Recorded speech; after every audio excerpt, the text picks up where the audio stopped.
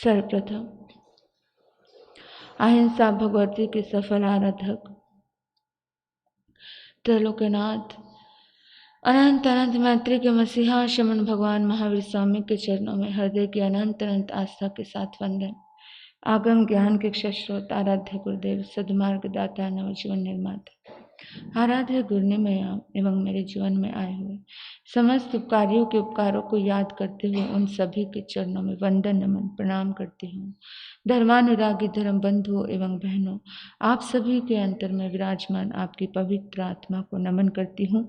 संयम जीवन की सहयोगी प्रिय साध्वी जी, सभी को वंदन नमन प्रणाम। आज आइंबी लोली का 8वां दिन है। ओम हरिं श्रीं नमो चरितस्। इसकी साधना आप सभी करेंगे। च रिक्त कर्मों को जो खाली कर दे वो होता है चरित्र। चारित्र मीनिंग होता है क्रिया यानी आचरण। जो भी हम क्रियाकलाप कर रहे हैं, जो भी हम आचरण कर रहे हैं, जैसा भी हम व्यवहार और बिहेव कर रहे हैं, उसको हमें सम्यक बनाना है। चारित्र तो सबका है, व्यवहार सबके पास है, आचरण सब जीवन कुछ ना कुछ जी ही रहे हैं, लेकिन सम्यक शब्द आया है, सही दिशा देना, सम्यक चारित्र।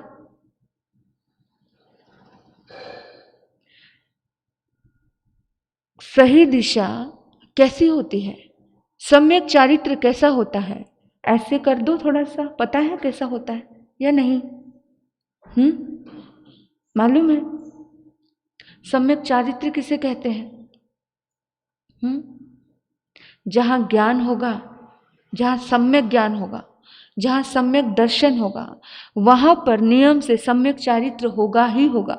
क्योंकि दृष्टि शुद्ध हो गई, नॉलेज शुद्ध हो गई, तो जीवन अपने आप शुद्ध हो गया, चारित्र अपने आप शुद्ध हो गया। लेकिन आपके जीवन में, आप अपने जीवन में देखना कि हमारा जो जीवन के क्रियाकलाप है उस जीवन में शुद्धता नहीं है, कथनी और करनी एक नहीं है, मायाचारी हम बने हुए हैं।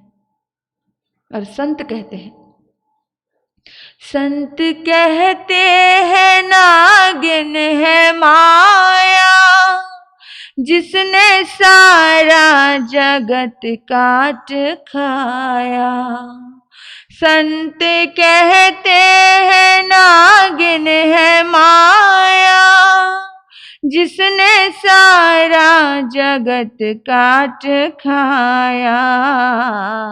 प्रभु का नाम है जिसके दिल में, प्रभु का नाम है जिसके मन में, उसको नागिन के डसती नहीं है।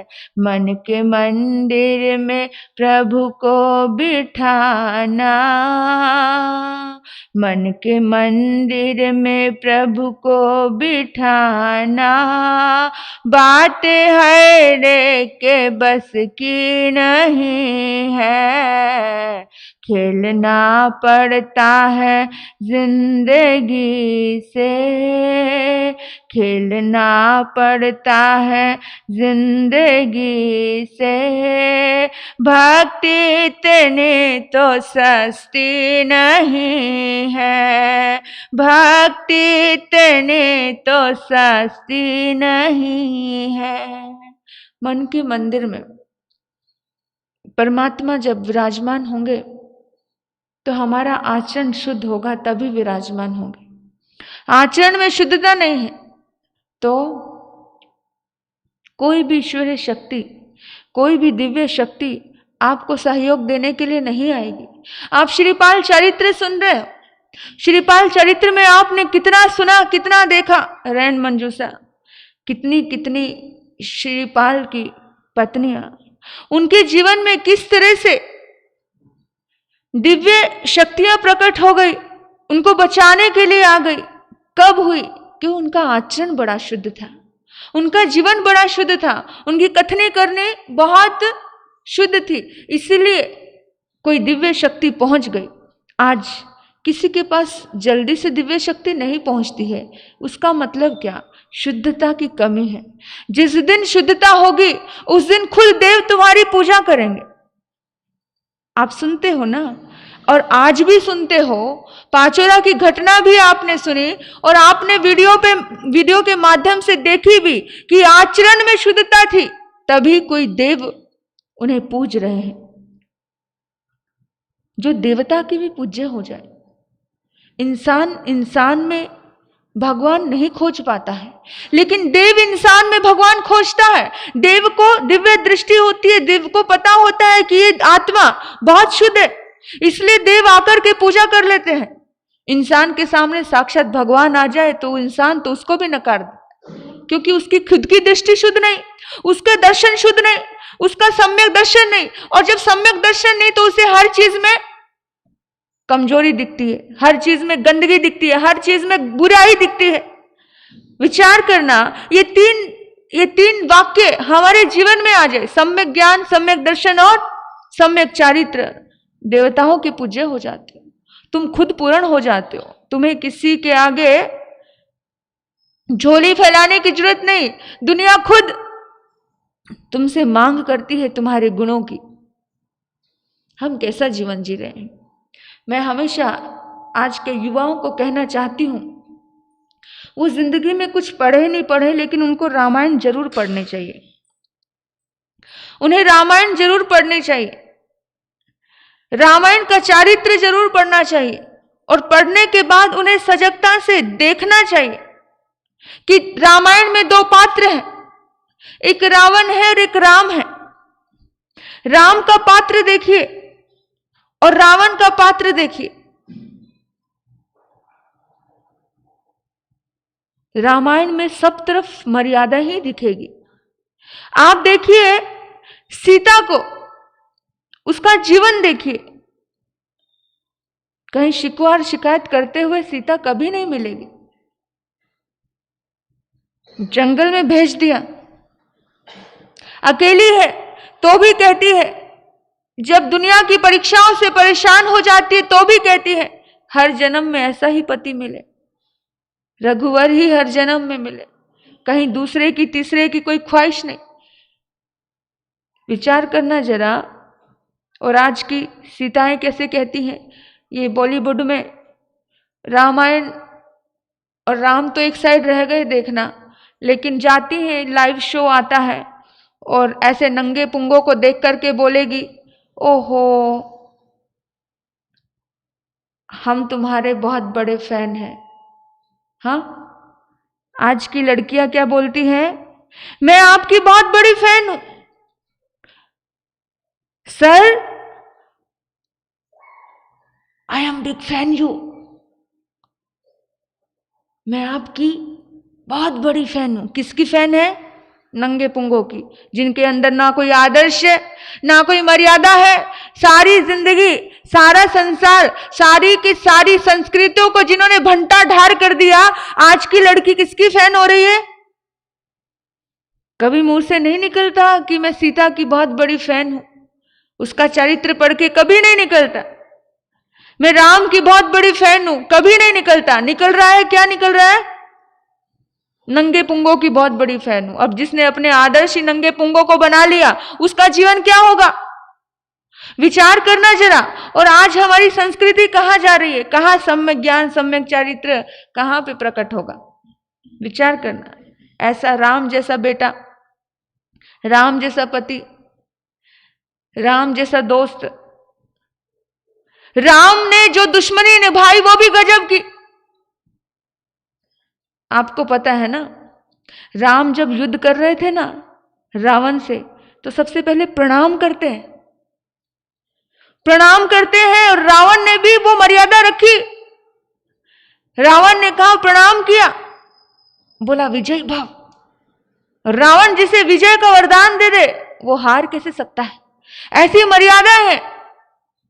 विचार करना कि ऐसा जीवन हमारे भीतर है। शिक्षा लेनी चाहिए हमें सीता जैसे जीवन से, राम जैसे जीवन से। हर घर में रामायण का पाठ तो होना ही चाहिए। इतनी मर्यादा, क्योंकि घर को मर्यादा में बांधना कौन सिखा रहा है? रामायण सिखाती है। विदेशों में भी लोग रामायण का पाठ करवाते हैं, लेकिन भारतीय संस्कृति में कहीं खो गए। जहां पर मर्यादा है, जहां पर आचरण की शुद्धता है, उसे बोलते हैं सम्यक चारित्र।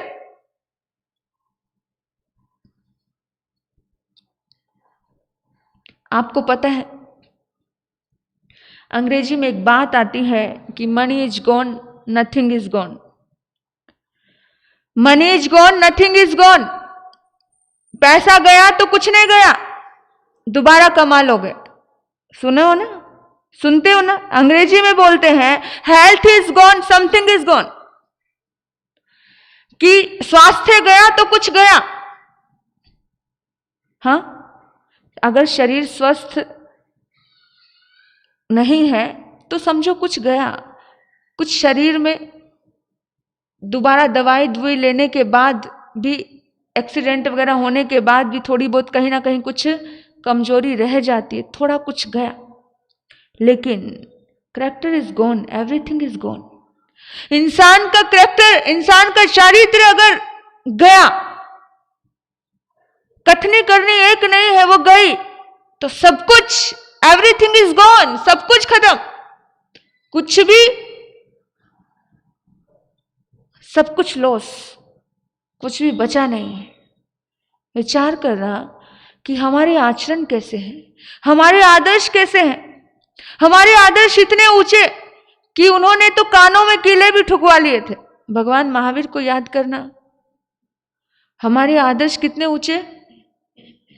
उन्होंने कानों में कीले भी ठुकवा लिए थे, और हमसे तो एक कड़वा बोल भी सहन नहीं होता है।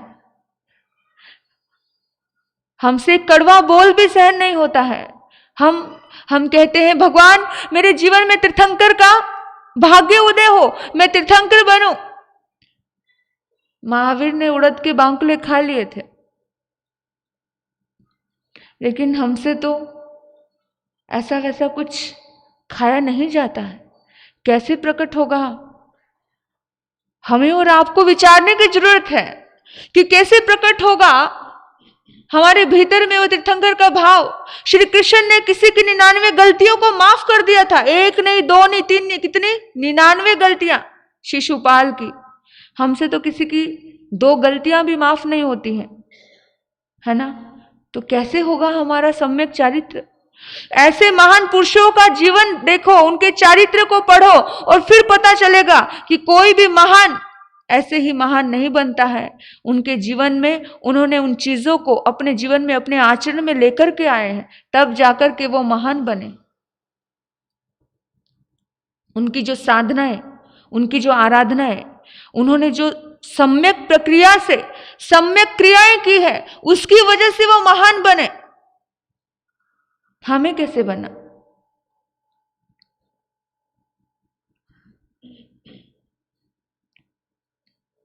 आचार्य पादलिप्त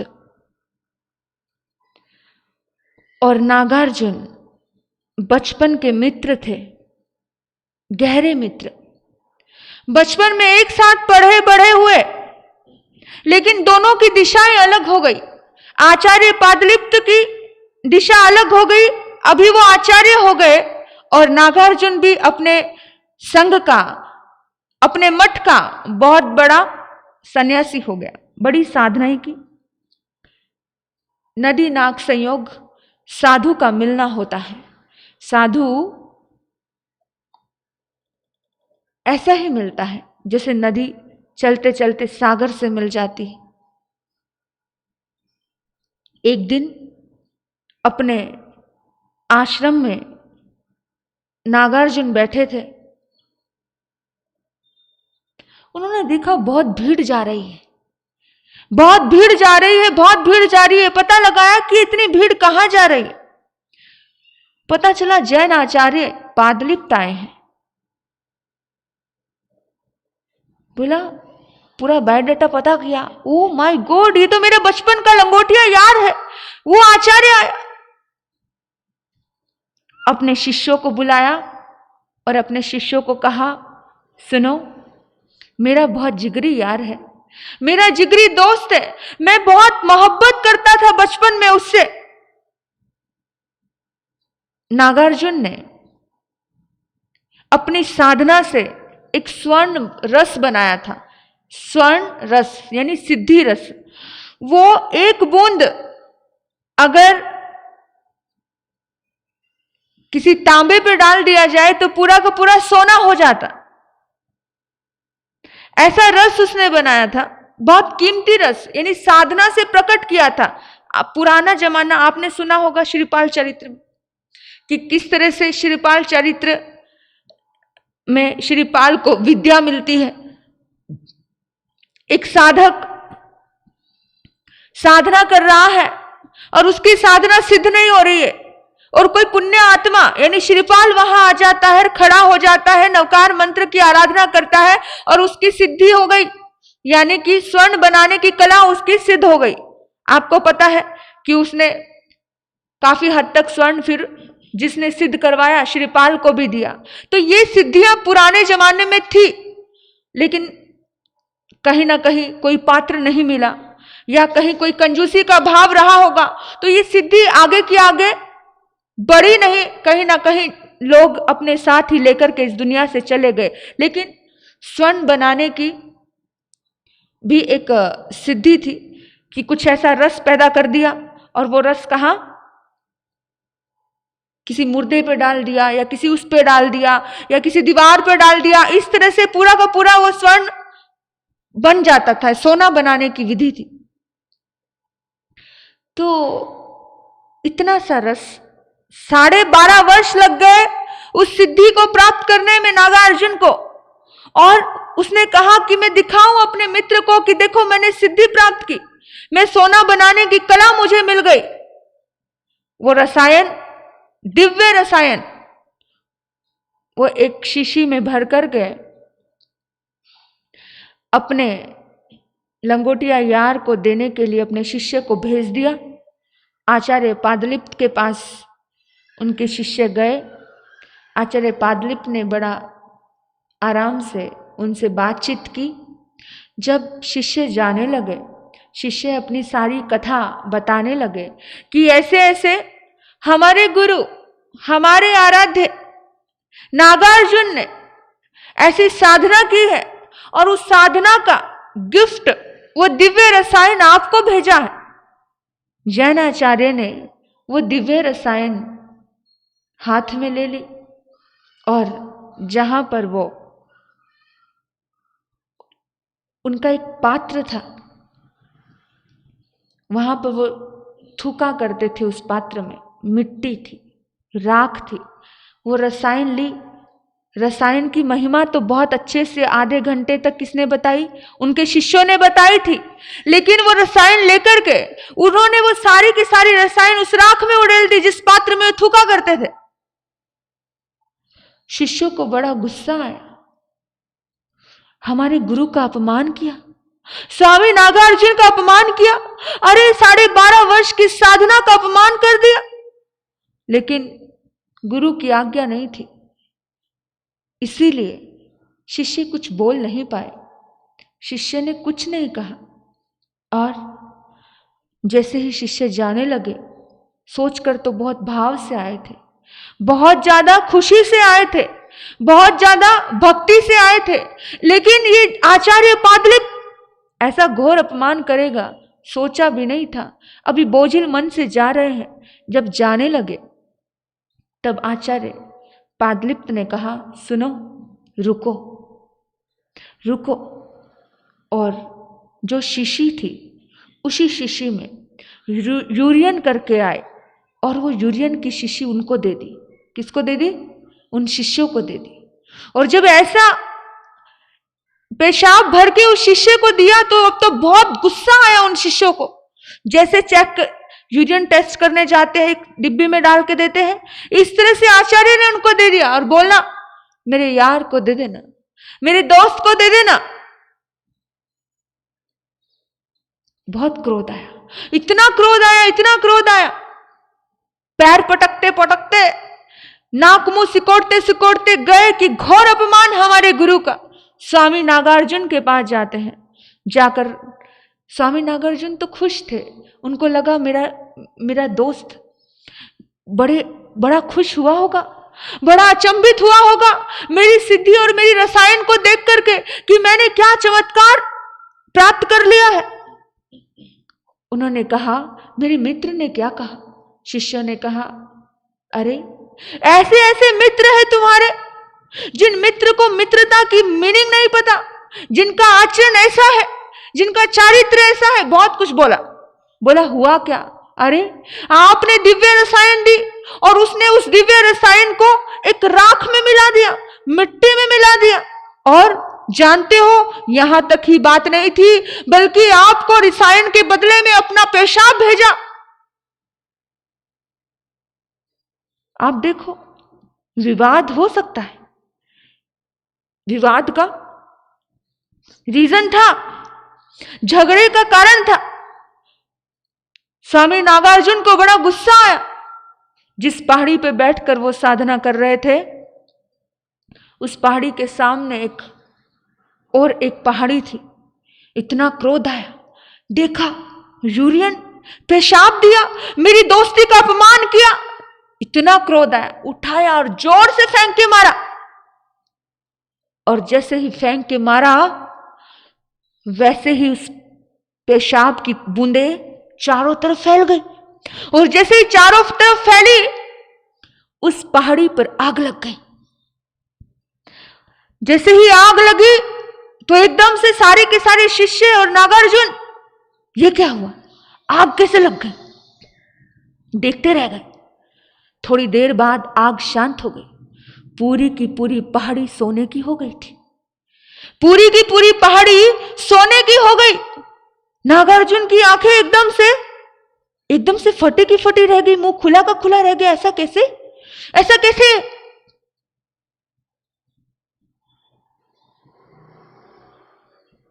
कमाल है, समझ आ गई। मैंने अपने जीवन के 12.5 वर्ष इस दिव्य रसायन को प्राप्त करने में लगा दिए, लेकिन आचार्य पादलिप्त मेरे बचपन का यार, अरे उसके तो पेशाब में, यूरियन में रसायन पैदा हो गया।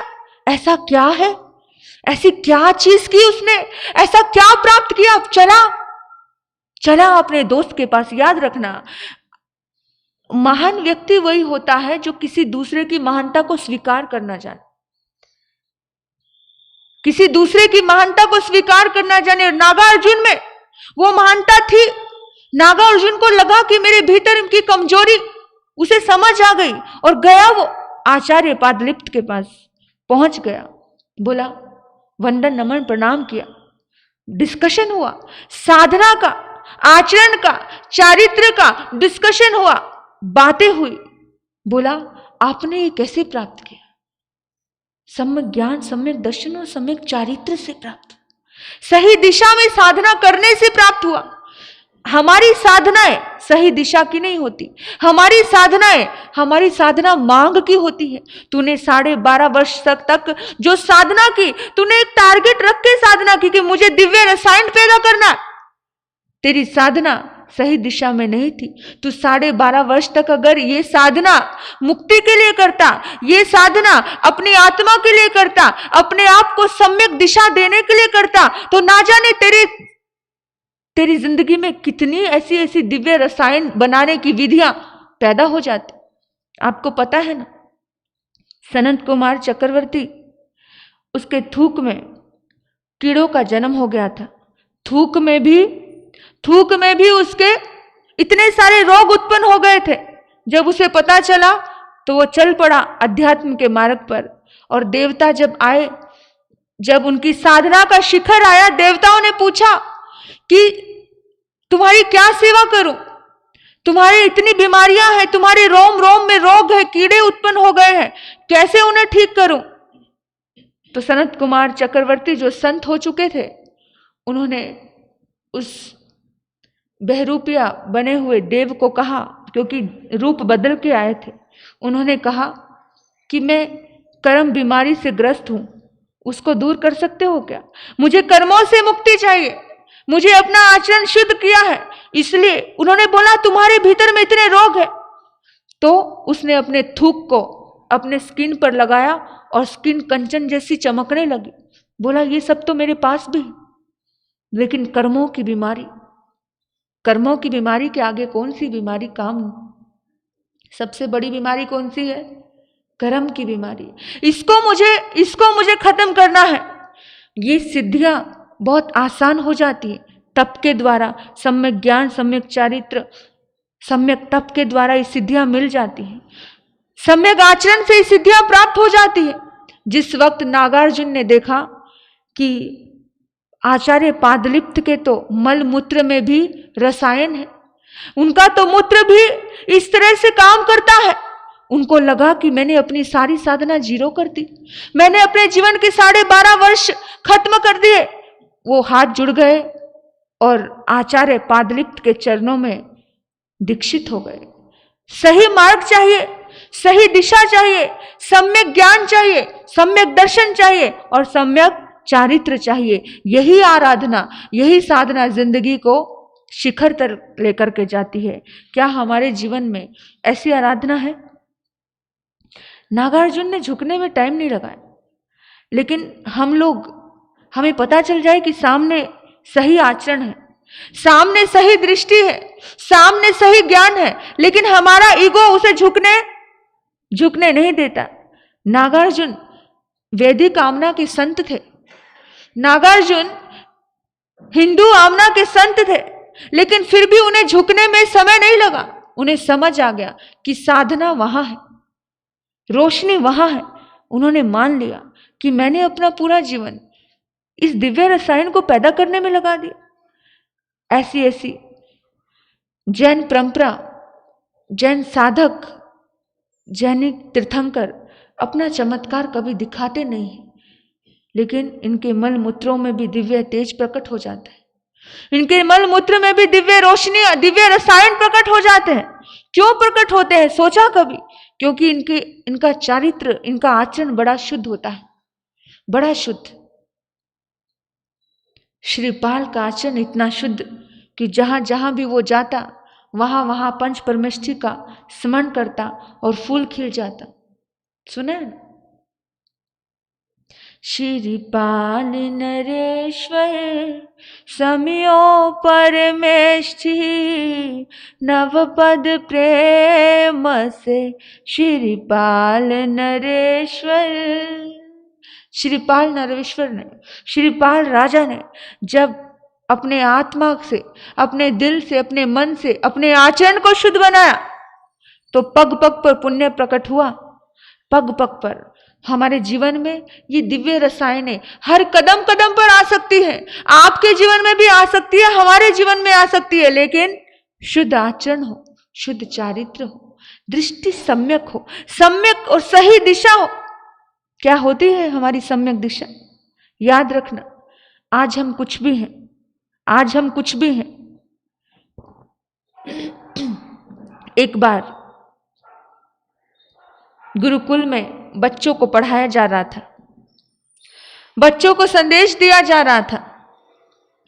गुरुकुल के बहुत बड़े शिक्षक जो शिक्षा दे रहे थे, गुरु, उन्होंने अपने बच्चों को पूछा, स्टूडेंट को पूछा, विद्यार्थियों को पूछा कि चांदी महंगा है कि लोहा महंगा है? हाँ, क्या पूछा? चांदी महंगा है या लोहा महंगा है? क्या महंगा है? हाँ बोलो, कोई भी बता देगा, है ना? बच्चे ने भी कह दिया चांदी। वहां पर भी लगभग सभी बच्चों ने यही कहा कि चांदी महंगा है, लेकिन एक बच्चा चुप बैठा रहा, उसने कुछ भी जवाब नहीं दिया, एक शब्द नहीं बोला। गुरु की दृष्टि उसके ऊपर गई। बोला बेटा तुम नहीं जवाब दोगे? बोलो। चांदी महंगा है या लोहा महंगा है? चुप रहा।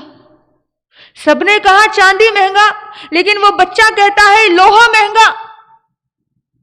एकदम से सब लोग उसका मजाक करने लगे। बोला देखा, ये बुद्धू है, बुद्धू ही रहेगा, इसका कुछ नहीं हो सकता। जो दुनिया को बुद्धू दिखते हैं वो बुद्धू हुआ नहीं करते। याद रखना, ऐसे बच्चे कुछ एक्स्ट्रा बुद्धि को लेकर के जन्मे होते हैं जो अलग तरीके से सोचते हैं। गुरु परीक्षा ले रहे हैं कि गुरुकुल में गुरुकुल की गादी पर किसे बिठाना है, किसे चॉइस करूं, कौन कुछ ऐसी बात कहेगा, किसका आचरण कुछ विशेष होगा, किसकी सोच कुछ विशेष होगी, क्योंकि विशेष लोगों को ही विशेष गादी मिला करती है। ऐसे ही उस बच्चे का जवाब सुनकर के सब हंसते हैं, पर गुरु ने कहा बेटा तुम किस वजह से कह रहे हो कि लोहा महंगा है और चांदी सस्ती है? उसने कहा गुरुदेव, लोहा कभी भी सोना हो सकता है, लोहा कभी भी सोना हो सकता है। लोहे को अगर पारस पत्थर का संग हो जाए तो सोना हो जाएगा। लोहे की कीमत कभी भी बढ़ सकती है, चांदी की कीमत नहीं बढ़ेगी। चांदी जितनी है उतनी ही रहेगी। ऐसे सोच। आप आज कुछ भी हो, आप आज अगर लोहा भी हो तो भी दुख नहीं मनाना। आज कुछ भी हो, एक बीज जब मिट्टी में मिलता है ना तो वो मिट्टी ही कहलाता है, लेकिन वो बीज मिट्टी से वृक्ष बन जाता है, वृक्ष से उसमें सुंदर फल आ जाते हैं। आज आप कुछ भी हो, बड़ी मायने नहीं रखता, लेकिन आप अपने आचरण से, आप अपने अच्छे व्यवहार से अपने आप को विकसित कर सकते हो। जिस तरह से लोहे के पास अगर पारस पत्थर का संग मिल जाए तो लोहा चांदी से भी महंगा हो सकता है। लोहे में बड़ा बनने की संभावना है, इसी तरह से इंसान में बड़ा बनने की संभावना है, एक वृक्ष में बीज बनने की संभावना है। कल तक जो कचरा नगर पालिका के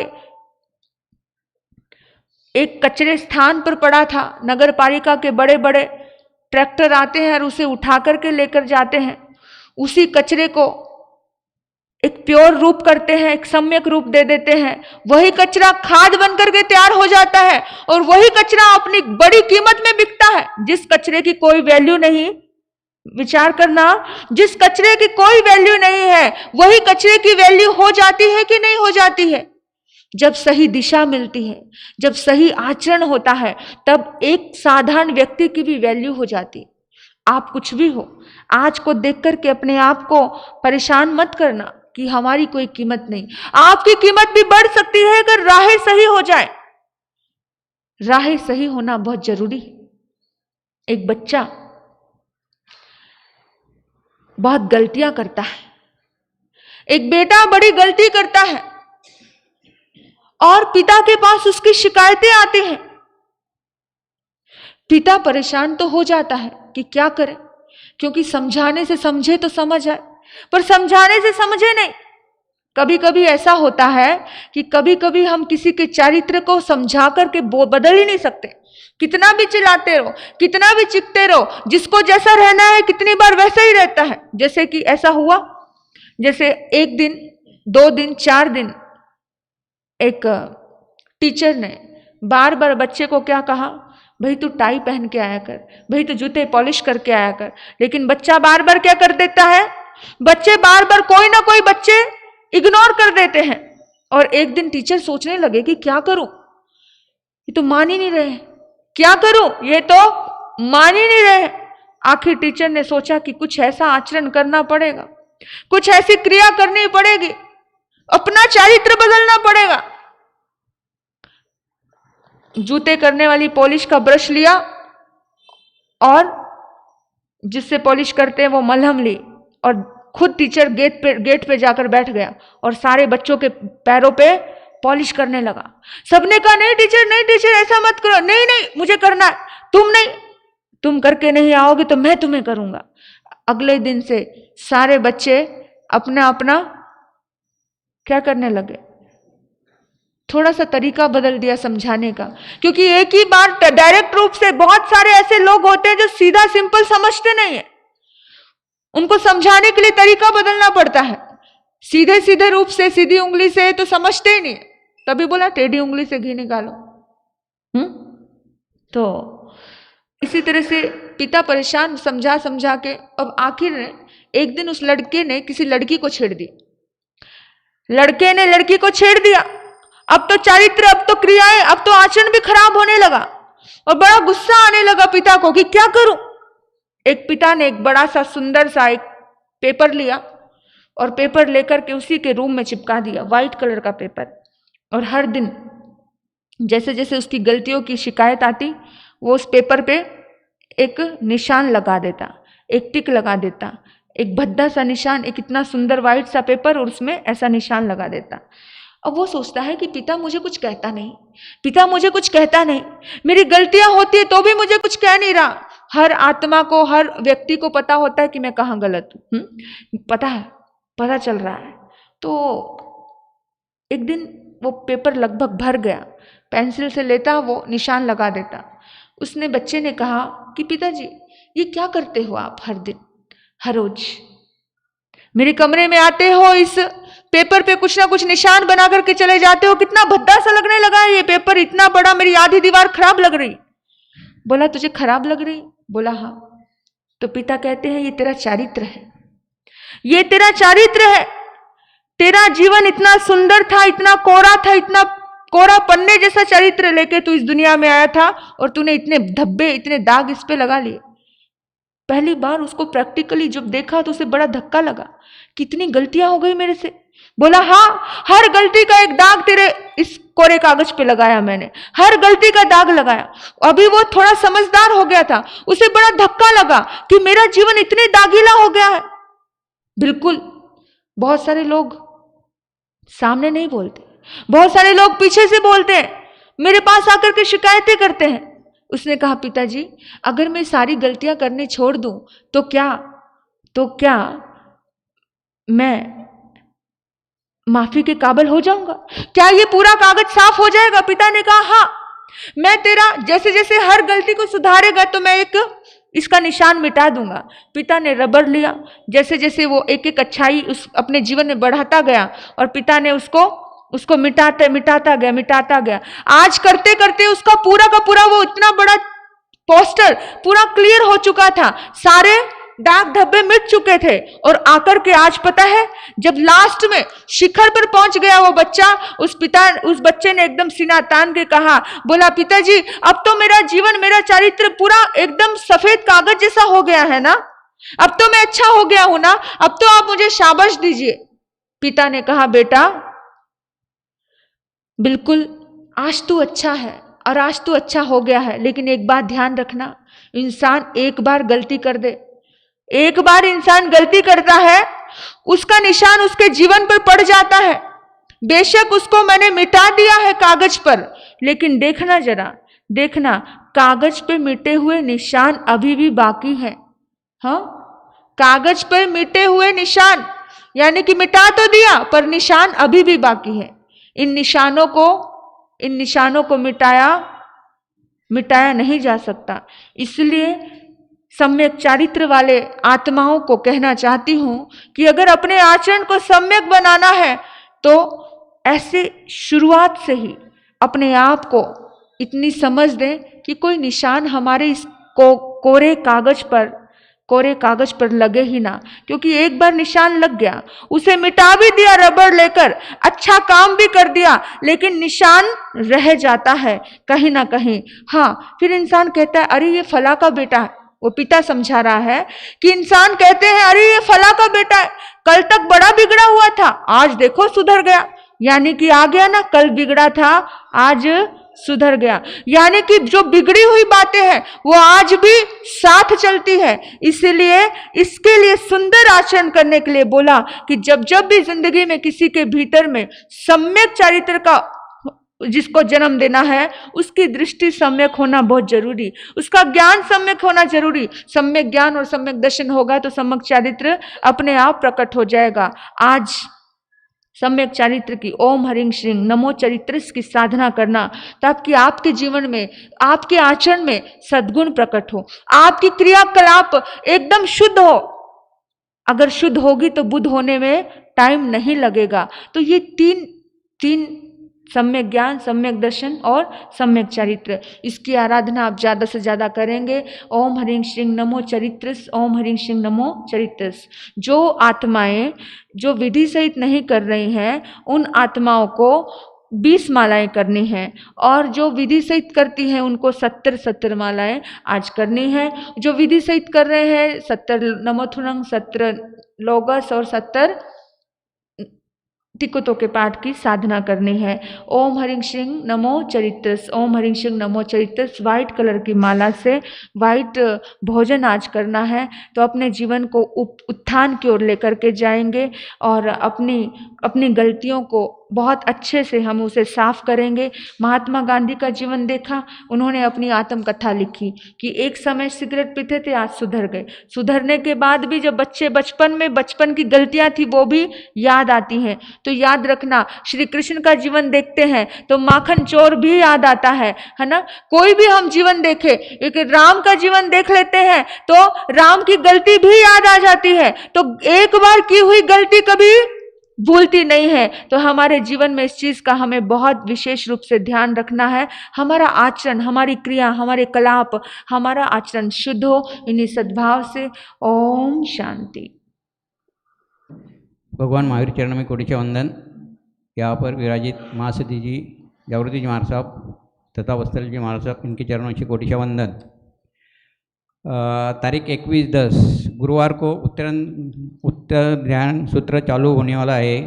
उत्तर ध्यान की यात्रा निकलेगी सुबह 7:30 बजे, आणि रोज़ उत्तरायण सूत्र 8 बजे से चालू हो जाएगा आणि 10 बजे तक पूरा प्रोग्राम हो जाएगा।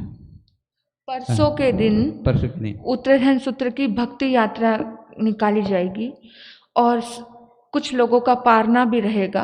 तो उस दिन हम जल्दी करेंगे, सुबह या भक्ति यात्रा निकाल देंगे। सुंदर बड़े अहोभाव से घर का हर सदस्य, हर बच्चा आएगा। छाजर जी के यहाँ से ये यात्रा निकलेगी और हमने तो बड़े हक से अपने आप इनका नाम ले दिया, और हमें पता था ये मना करने वालों में से है नहीं, तो हमने इनका नाम ले दिया कि छाजर जी के यहाँ से यात्रा निकलेगी। पूरा राउंड निकाल करके हमारे धर्म द्वार पर ये यात्रा संपन्न होगी। भक्ति यात्रा का एक सुंदर लाभ इन्हें मिल रहा है, वरना तो ये लाभ बड़ी बोलियों से मिलता है, लेकिन आपको सौभाग्य से मिल गया है, क्योंकि ये सौभाग्य था इसलिए आपका नाम निकल गया मुंह से। तो छाजर जी के परिवार के यहाँ से ये यात्रा निकलेगी, सब लोग वहां एकत्रित होंगे और वहां से पूरी एक राउंड निकाल करके यहाँ पर आकर के साधना में आप सभी लिप्त रहेंगे। और बहुत सुंदर ढंग से देखिए, भगवान श्री राम को हनुमान जी ने अपने दिल में बसाया था, वो जन जन के दिल के सरताज हो गए। आज हम भगवान की वाणी को अपने सिर पर सजा करके लेकर के आएंगे, इतने भावों से कि आप जन जन के सरताज बन जाओ। ऐसे भावों से लेकर के आना कि प्रभु आप बस मैं कुछ ऐसा काम करूं कि दुनिया मुझे सरताज माने। तो बस ऐसा सुंदर काम हमारे हाथों से होगा। इतने भक्ति से एक एक कदम तीर्थ यात्रा के जैसे आप उठाएंगे कि ये तीर्थ की यात्रा है, ये समोसन की यात्रा की ओर कदम बढ़ रहे हैं, जैसे समोसन की ओर जा रहे हो इस तरह से आपने भाव करना है। यहाँ समोसन की रचना देखेंगे आप, वंदन अभिनंदन करेंगे, बड़े भाव से, इसी भाव से आएंगे कि मैं आज से महावीर की देशना में मेरा पदार्पण हो रहा है, मेरा प्रवेश हो रहा है महावीर के समोसन में। शुरुआत में उच्च सुनन की आराधना होगी, फिर उसके बाद समोसन की साधना का ध्यान हम 10 मिनट करवाएंगे। उसके बाद पहले दिन हम एक ही अध्ययन करेंगे और उस अध्ययन की व्याख्या रहेगी। 9-9:30 बजे तक आपके पारने की व्यवस्था यहाँ पे कर दी जाएगी। तो आप पहले दिन हम थोड़ा जल्दी करेंगे, बाकी हर दिन जो रूटीन रहेगी वही रहेगी 8 से 10 सवा 10 बजे तक की, तो आप सभी ज़्यादा से ज़्यादा आने का भाव रखेंगे। ये पुण्यवान परिवार है चाजेर जी, आप सभी से अनुरोध है कि पुण्यवान बनने का अवसर आया है, सभी ने लाभ लेना है। आपसे ज़्यादा से ज़्यादा संख्या में भक्ति यात्रा का लाभ ले। वैसा ही ये आंबिलवड़ी चल रही है, आंबिलवड़ी की इधर व्यवस्था हुई, एकासने की व्यवस्था भी इधर हो जाएंगी, बाहर वाले अतिथियों को इधर व्यवस्था हो जाएंगी। जय जैन। हाँ, आइंबिल की व्यवस्था यहाँ हो रही है हर रोज। एकाशने की भी बराबर जो करने वाले हैं बहुत अच्छे ढंग से कर रहे हैं। और आपको एक बात कहती हूँ, छाजर परिवार बहुत बड़ा परिवार है, एक बच्चा भी यात्रा में ना आए ऐसा नहीं हो। हाँ, एक बच्चा यात्रा में आना चाहिए, इतना ये पूरी यात्रा। और आपको कहना चाहती हूँ, आपके घर का, आपके आसपास का, आपके पड़ोस का, घर में शादी होती है तो निमंत्रण होता है ना, तो सबको निमंत्रण दे देना, सबको निमंत्रण दे देना, सभी को बोल देना कि हमारे घर से एक आनंद, ये भक्ति यात्रा, ये मंगल यात्रा, ये तीर्थ यात्रा निकल रही है, श्रीमद् उत्तराध्यान सूत्र की यात्रा। आपको इतना सुंदर लाभ मिल रहा है, आप निश्चित ही पुण्यवान आत्मा हो, इसमें कोई शक नहीं है। आप सभी अपने दोस्तों को, अपने सखे संबंधियों को, सभी को बुला करके इस यात्रा की तैयारी करेंगे। इन्हीं सद्भाव से ओम शांति। बोलिए भगवान महावीर स्वामी की, संसार के महान पुरुषों की, जैन धर्म की चैता। आज के पचखान, आज के आइमिल पचखामेन अथागुण ससागर महत्रागान ससमावत्यागार नोखित विवेगन घी संसेन त्याग बोशरे बोशरे। आइमिल तप करने वालों को आज के 21 ने एक टाइम भोजन का पचखान दिव्यंग प्यारंग असनंग खायंग सामनथा गुण सत्सगर महत्वगण ससमावत त्याग बोशरे बोशरे। तपस्या करने वालों को आज का सामूहिक पचखान, जो कुछ भी नहीं कर रहे हैं उनको भी आज ओम हरिंग श्रींग नमो चरितस का जाप करना है 108 बार। एक करने के योग से गुरु महाराज के आगे से त्याग बोशरे बोशरे। बोलिए भगवान महावीर स्वामी की। चितारी मंगलम अरिहंता मंगलम सिद्धा मंगलम साहू मंगलम केवली नत्तो धम्मो मंगलम। चितारी लोगुत्तमा अरिहंता लोगुत्तमा सिद्धा लोगुत्तमा साहू लोगुत्तमा केवली नत्तो धम्मो लोगुत्तमा। चितारी शरणं पवज्जामि अरिहंते शरणं पवज्जामि सिद्धे शरणं पवज्जामि साहू शरणं पवज्जामि केवली नत्तो धम्मो शरणं पवज्जामि। पहला शरणा अरिहंत का, दूजा सिद्ध भगवान का, तीजा शरणा धर्म का, चौथा सारणी ग्रंथ।